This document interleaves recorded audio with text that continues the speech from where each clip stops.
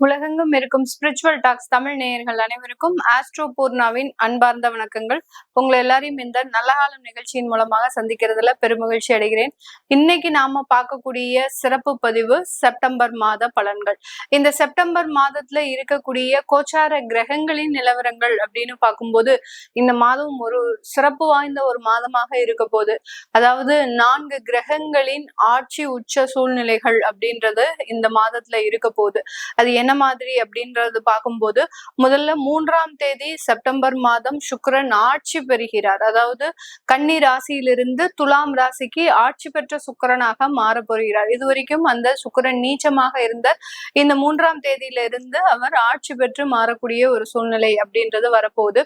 அடுத்து பாத்தீங்கன்னா புதன் ஆகப்பட்டவர் உச்சம் பெற்று இருக்க போறார். அதாவது தன்னுடைய கன்னி ராசியில் புதன் பெயர்ச்சியாகி 8ஆம் தேதி செப்டம்பர் மாதம் கன்னி ராசிக்கு புதன் பகவான் பயிற்சியாகி உச்சம் பெற்று இருக்கக்கூடிய ஒரு புதனாக மாற போறார். இதனால இந்த மாதத்துல புதன் உச்ச நிலையை அடைகிறார். அதை பத்தி தான் இந்த பதிவுல நம்ம தெளிவா பார்க்க போறோம். இந்த சேனல்ல முதன்முறையா பாக்குறவங்க சப்ஸ்கிரைப் பண்ணிக்கோங்க, பெல் பட்டன்ல ஆல் ஆப்ஷன் சூஸ் பண்ணிக்கோங்க.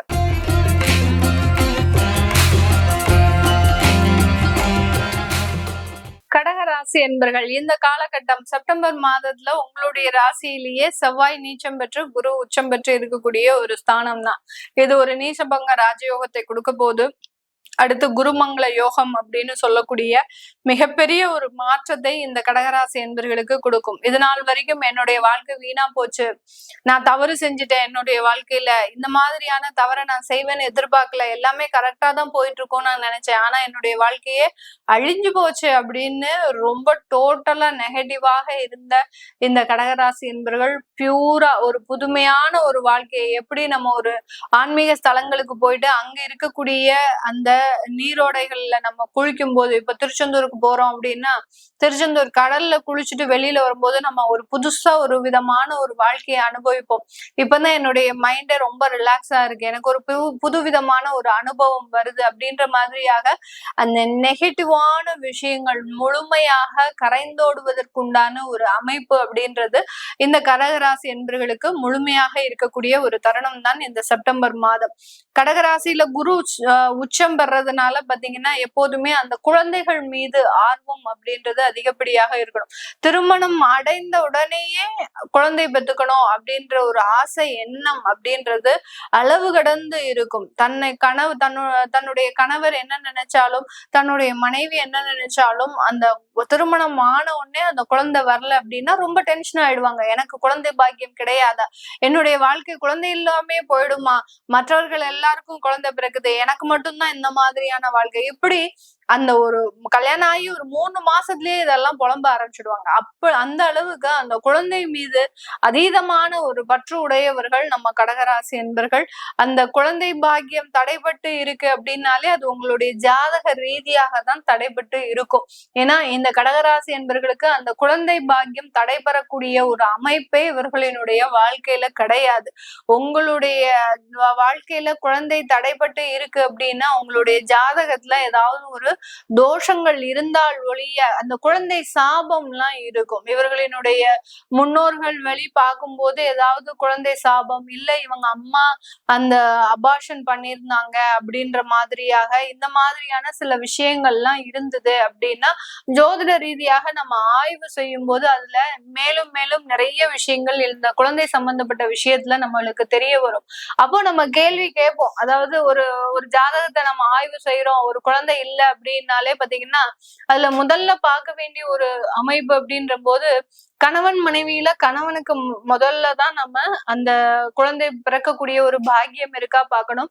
அந்த ஒரு உயிர் கொடுத்தாலும் அந்த உயிரை சுமக்கிறதுக்கு உண்டான ஒரு அமைப்பு இந்த மனைவி சம்பந்தப்பட்ட ஜாதகத்துல இருக்கான்னு பார்க்கணும். இது ரெண்டுமே அலௌடா இருக்கு, அதுக்கும் மேல இவங்களுக்கு குழந்தை பாக்கியம் இல்லை அப்படின்னா இவர்களினுடைய பெற்றோர்கள் அந்த பெற்றோர்களுக்கு வந்த குழந்தையை ஒண்ணு அபார்ட் பண்ணிருக்கணும், இல்ல அந்த குரு சாபம் அப்படின்றது இருக்கணும். எப்படி நம்ம ஒன்னொன்னா தொட்டு தொட்டு பார்க்கும் போதுதான் அந்த குழந்தை பாக்கியம் எந்த இடத்துல தடைபடுது அப்படின்றத நம்ம பார்க்க முடியும். அப்படி இருக்கக்கூடிய பட்சத்துல இந்த கடகராசி என்பவர்களுக்கு உங்களுக்கு இது வரைக்கும் குழந்தை இல்ல, எனக்கு திருமணம் ஆகி 5 வருடங்கள் ஆயிடுச்சு, எனக்கு குழந்தை பாக்கியம் இல்லை அப்படின்னா நீங்க இம்மிடியேட்டா உங்களுடைய ஜாதகத்தை பார்க்கணும். அப்படி பார்த்தாதான் அதுக்கு என்ன நிவர்த்தி அப்படின்றத கண்டிப்பா நம்மளால அந்த ஜோதிட ரீதியாக ஆய்வு செய்து சொல்ல முடியும்.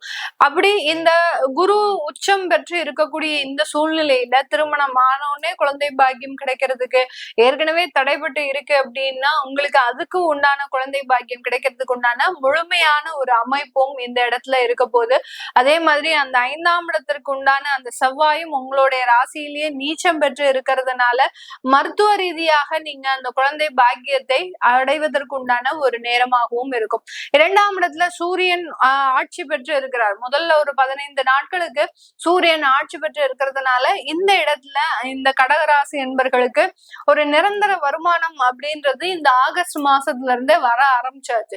எந்த விதமான ஒரு கமிட்மெண்ட்ஸும் இல்லை. இப்பதான் கொஞ்சம் கடனை அடைச்சிருக்கிறேன், அந்த கடன்ல இருந்து கொஞ்சம் கொஞ்சமா நிவர்த்தி ஆயிட்டு வந்துட்டு இருக்கிறேன். இது ஒரு 7 வருஷ கடன், அந்த கடனை அடைக்கிறதுக்கு நான் பட்ட பாடு எனக்கு தான் தெரியும் அப்படின்ற மாதிரியாக அந்த 2ஆம் இடத்துல வரக்கூடிய அந்த சூரியன் பாத்தீங்கன்னா இவர்களுக்கு நீண்ட நாட்களாக இருந்த பொருளாதார நெருக்கடிகளை தீர்த்து வைக்கக்கூடிய ஒரு அமைப்பாக தான் இருக்கும். இப்போ 3ஆம் இடத்திற்கு போறார்.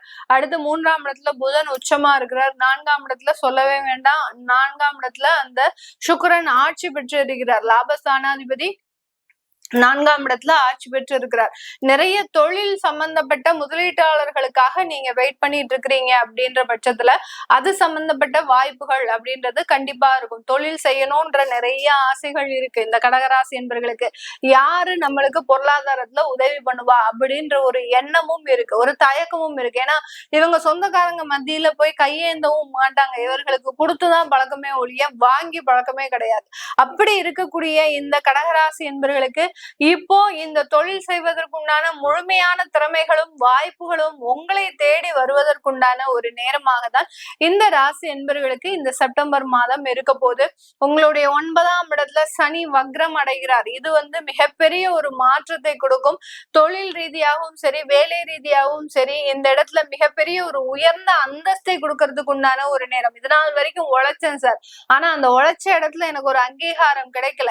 அப்படியே அங்கீகாரம் கிடைச்சாலும் மற்றவர்களினுடைய கண் பார்வையின் மூலமாக எனக்கு மிகப்பெரிய ஒரு யாராவது ஒருத்தர் அந்த இடத்துல எனக்கு குற்றம் சொல்லக்கூடிய ஒரு அமைப்பு அப்படின்றது இருக்கு. அதனால உங்களை சுற்றி இருக்கக்கூடிய எதிரிகள் எல்லாமே வலுவிழக்கிறதுக்கு உண்டான ஒரு தருணம் தான் இந்த செப்டம்பர் மாதம் இந்த கடகராசி என்பர்களுக்கு. இந்த கடகராசியில பாத்தீங்கன்னா 3 நட்சத்திர அன்பர்கள். குருவினுடைய நட்சத்திரம் புனர்பூசம், சனியினுடைய நட்சத்திரம் பூச நட்சத்திரம், அடுத்து புதனுடைய நட்சத்திரம் ஆயில்ய நட்சத்திரம். இந்த 3 நட்சத்திர அன்பர்களுமே அருமையான அரசாங்க உத்தியோகத்தை பெறுவதற்குண்டான ஒரு காலகட்டம் தான் இந்த செப்டம்பர் மாதம். அருமையான ஒரு காலகட்டம். அதாவது அரசாங்க உத்தியோகத்துக்காக கிட்டத்தட்ட 5-6 வருஷம் வெயிட் பண்ணிட்டு இருந்திருப்பீங்க. இந்த மாதம் உங்களுக்கு கண்டிப்பாக கிடைத்தே ஆக வேண்டிய ஒரு சூழ்நிலையில இந்த கடகராசி என்பர்கள் இருக்கிறீங்க.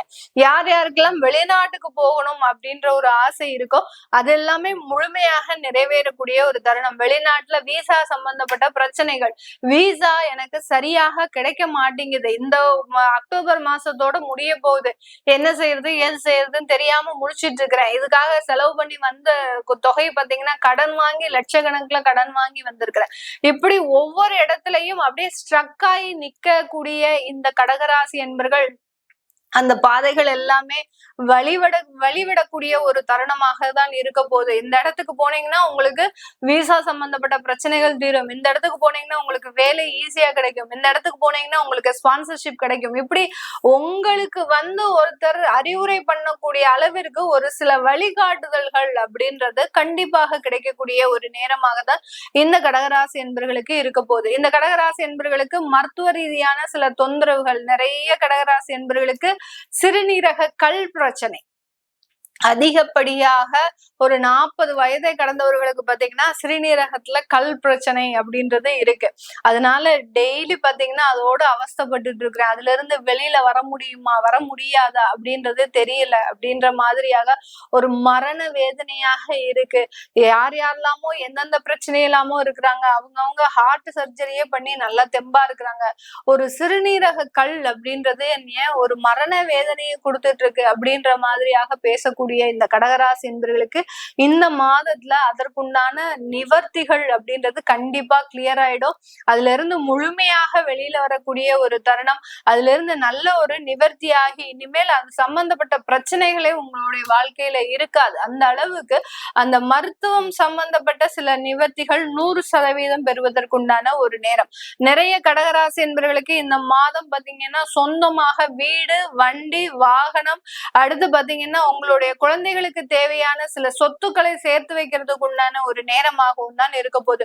ஒரு நிலத்துல நம்ம ஒரு இன்வெஸ்ட்மெண்ட் பண்ணி வைப்போம். ஒரு 5 லட்சத்துக்கோ 6 லட்சத்துக்கோ ஒரு சென்டோ 2 சென்டோ வாங்கி வைப்போம். அது குழந்தைகள் வரும்போது வேறுதான் பார்க்கலாம் அப்படின்ற மாதிரியாக இப்ப போட்டு வைக்கிற பணம் பாத்தீங்கன்னா உங்களுக்கு கோடிக்கணக்கான ஒரு முதலீடை கொடுப்பதற்குண்டான ஒரு நேரமாக தான் இந்த கடகராசி என்பவர்களுக்கு இருக்க போகுது. இந்த மாதிரியாக இந்த கோச்சார கிரகங்கள் உங்களுக்கு மிக பெரிய அளவுல சாதகமாக இருக்கக்கூடிய ஒரு மாதமாக தான் இந்த செப்டம்பர் மாதம் இருக்க போகுது. இந்த செப்டம்பர் மாதத்துல உங்களுடைய தசாபுத்திகள் இந்த கடகராசி என்பவர்களுக்கு பாத்தீங்கன்னா கேது திசை, கேது திசை, சுக்கிர திசை, இந்த மாதிரியான திசாபுத்திகள் ஆரம்பிக்கக்கூடிய ஒரு காலமாக இருக்கும். ஒரு சில பேர் கேது திசை எண்ட்ல இருப்பாங்க, ஒரு சில பேர் பாத்தீங்கன்னா கேது திசை மிட்ல இருப்பாங்க, ஒரு சில பேர் சுக்கிர திசையினுடைய ஆரம்பத்துல இருப்பீங்க. இந்த மாதிரியாக இந்த திசா புத்திகள் இருக்கக்கூடிய நட்சத்திர அன்பர்களுக்கு என்ன மாதிரியான பலன்கள் எங்களுக்கு கிடைக்கும்? எங்களுடைய ஜாதகத்துல சுக்கிரன் ஆட்சி பெற்று இருக்கிறார், புதன் கன்னியிலேயே உச்சம் பெற்று இருக்கிறார்.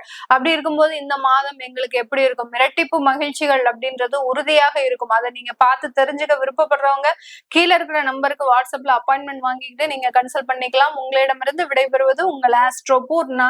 நன்றி, வணக்கம்.